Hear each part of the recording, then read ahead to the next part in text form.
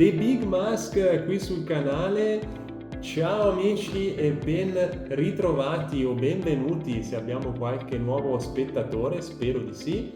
Come state ragazzi? So che siamo in una fase un po' particolare se siete degli sciatori appassionati come lo sono io e se amate questo sport, in quanto ormai la stagione è alle spalle, si può dire, non ci sono più comprensori sciistici aperti o quantomeno quelli che aprono durante l'inverno. Si potrebbe andare su qualche ghiacciaio forse in questo momento, ce ne saranno un paio, ma lo so che insomma non è così semplice, quindi posso capire se il mood e lo stato d'animo di noi sciatori in questo momento non è il top. Anche io stesso sto un po' soffrendo, lo devo ammettere, però teniamo duro ragazzi, speriamo che l'estate passi in fretta. Io ho qui un bel video che spero vi possa tirare un po' sul morale, quindi non abbattetevi. Torniamo a parlare di sci. Partiremo con delle statistiche, vi voglio raccontare ragazzi quanto ho sciato questa stagione, dove sono stato, darvi qualche consiglio anche utile sui comprensori sciistici che ho visitato, quali mi sono piaciuti di più,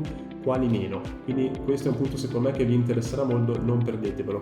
E poi concluderemo il video traendo un po' di conclusioni e soprattutto dicendo ragazzi, vi voglio raccontare quali sono i miei obiettivi per l'anno 21 e anche qui mi raccomando ce n'è uno in particolare che è abbastanza ambizioso e voglio proprio sapere cosa ne pensate anche voi.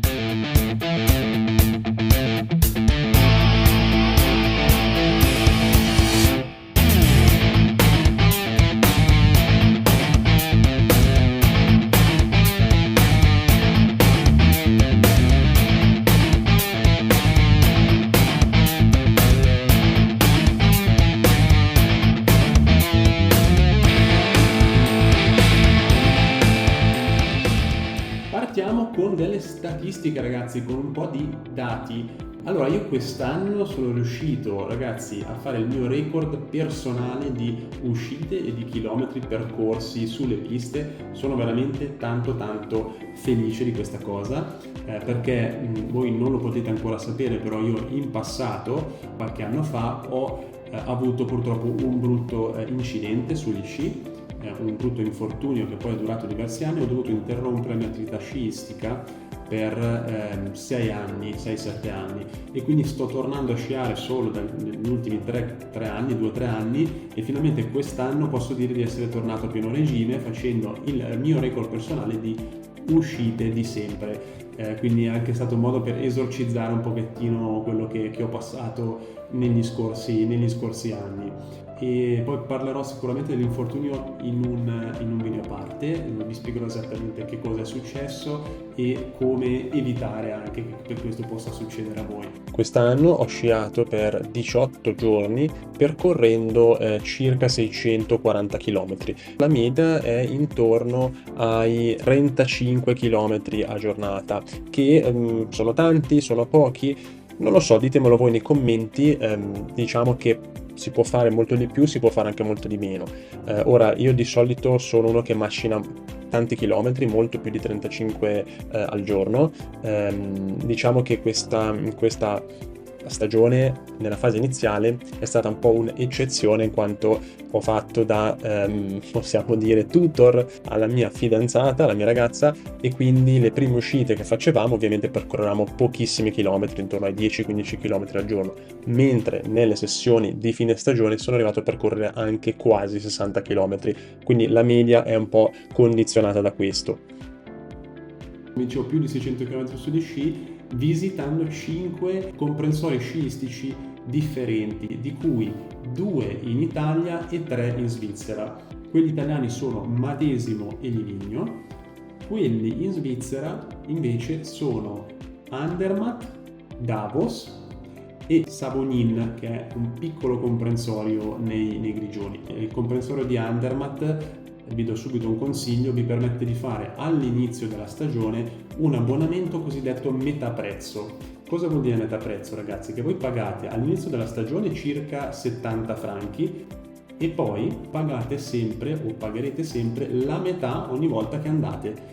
e dunque se voi già andaste 2 volte recuperereste il costo dell'abbonamento. Poi Davos sono stato solo una volta, è vero lì il giornaliero costa parecchio, stiamo parlando di 95 franchi mi pare, però è un comprensorio veramente incredibile, ci sono delle piste molto molto numerose, larghe, con dei panorami mozzafiato, quindi lo consiglio magari una volta, non si può andare tutti i weekend lì perché il costo è ovviamente elevato. Poi Savognin è un piccolo comprensorio, i Grigioni, qui sicuramente è interessante se si vuole andare sul risparmio, però ovviamente ci sono degli impianti un pochettino più vecchi, tante ancore, quindi un po' scomode, ma le piste sono belle, sono piste comunque larghe, dipendenza media, dove si possono fare i grandi amanti del carving, possono divertirsi a fare delle grandissime belle carvate larghe senza che perdere il controllo della velocità. Tra parentesi, se perdete il controllo della velocità, ragazzi, non è solo questione della pendenza, ma magari anche questione,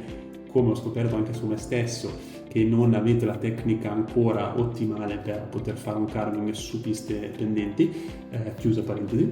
Madesimo è un comprensorio diciamo sui 50-60 km di piste, quindi né minuscolo né enorme, piste interessanti, non particolarmente larghe, però con delle pendenze carine e di vario tipo, quindi blu, rosse, nere, è ben variegato e il costo è piuttosto ridotto, stiamo parlando di 50-55 euro per il giornaliero. Livigno invece, ragazzi, secondo me tra tutti questi comprensori che vi ho citato è sicuramente il migliore per quanto riguarda la qualità delle piste e il comprensorio e il numero di piste e i panorami. È veramente qualcosa di fuori di testa, è stupendo. Io forse sono anche un po' di parte perché ci ho passato la mia infanzia a Livigno facendo tante settimane bianche con la famiglia.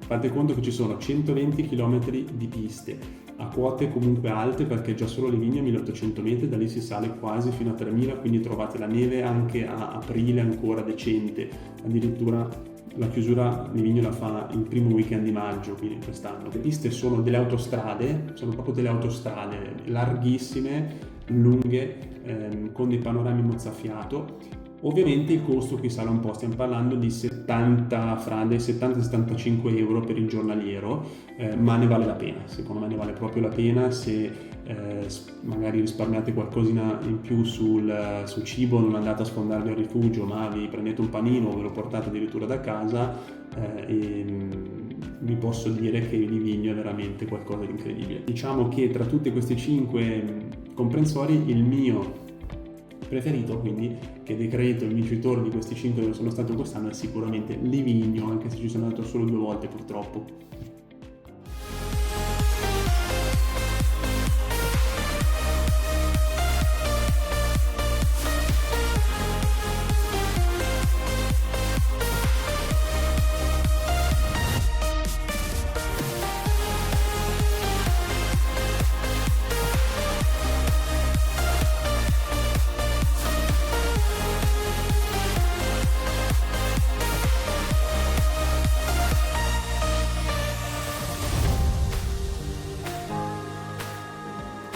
Parliamo ora degli obiettivi per la prossima stagione, amici. Allora, l'obiettivo più importante di tutti, dal mio punto di vista, quantomeno, è quello di diventare maestro di sci. La Madonna! Ovviamente non lo farò tutto nella prossima stagione, però vorrei iniziare il percorso per diventarlo e il prossimo anno quello che vorrei fare è il primo livello. Qui in Svizzera ci sono 3 livelli, quindi il percorso si suddivide in 3 livelli differenti. Il prossimo anno io vorrei riuscire a ottenere il primo livello. E questo è sicuramente un obiettivo importante. Dopodiché, se vogliamo parlare un attimo invece della parte più tecnica, sicuramente ho ancora moltissimo da imparare. Ai fini di entrare nella selezione per poi poter fare il primo livello di maestro di sci, dovrò sicuramente lavorare di più o comunque cercare di migliorare la mia tecnica. Dove? Bene, sicuramente sul medio e lungo raggio ho da imparare ad aumentare l'inclinazione all'interno della curva e l'angolazione, quindi per andare ad aumentare ancora di più la piega, ma mantenendo sempre una buona stabilità sugli sci e il baricentro sempre bello basso, andando a caricare lo sci esterno il più possibile senza che questo appunto perda poi aderenza con la neve. E uno dei difetti che mi era stato fatto notare anche dal maestro quest'anno a fine stagione è il fatto che io arrivo sempre con la piega massima non nel punto di massima pendenza ma dopo, quindi sicuramente dovrò lavorare molto per anticipare il più possibile la presa di curva, ovvero devo cercare di anticipare il più possibile il momento in cui io vado a caricare al massimo lo sci. Questo ovviamente non è così semplice poi da fare nella pratica, ma ci sono degli esercizi che si possono fare e di sicuro l'anno prossimo mi impegnerò per farlo. Perché questo è molto importante, ragazzi? Perché ovviamente prima si riesce a caricare lo sci, prima si riesce anche a deformarlo, e deformare lo sci è molto utile per fare sì che questo curvi e quindi rallenti. Cosa succede spesso quando noi grandi carvatori andiamo a fare il carving su delle pendenze alte? Perdiamo un po' il controllo della velocità.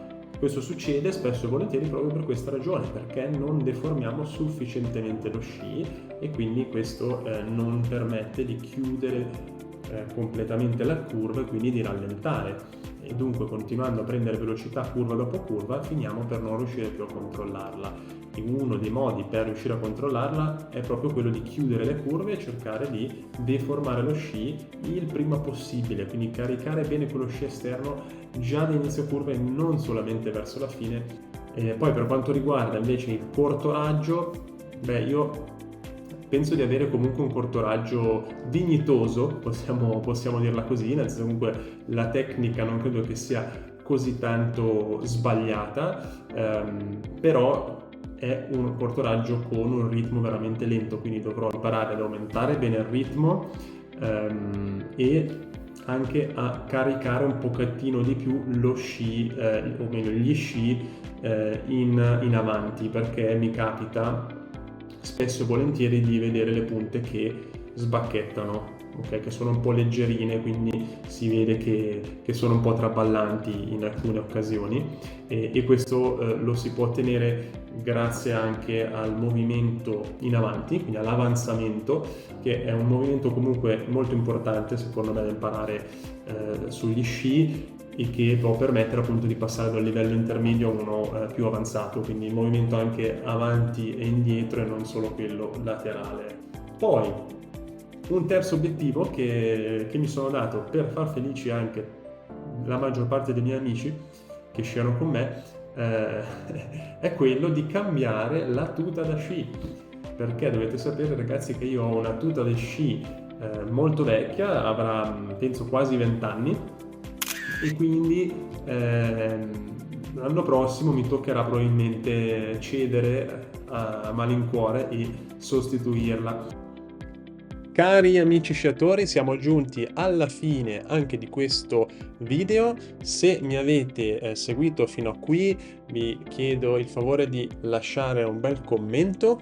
Ditemi ad esempio qual è la vostra località sciistica preferita, chi lo sa se è fra le 5 che vi ho elencato prima. In più ditemi anche dal punto di vista tecnico quali sono le cose che su cui vorreste lavorare per migliorarvi. Io ve ne ho elencate un paio per quanto riguarda la mia sciata, sono proprio curioso di sapere su cosa invece siete interessati voi. E infine mi raccomando, se il video vi è piaciuto lasciate un super like, lasciate un bel commento, iscrivetevi al canale e attivate la campanella. The Big Mask vi manda un grandissimo saluto e ci vediamo al prossimo video. Ciao a tutti amici!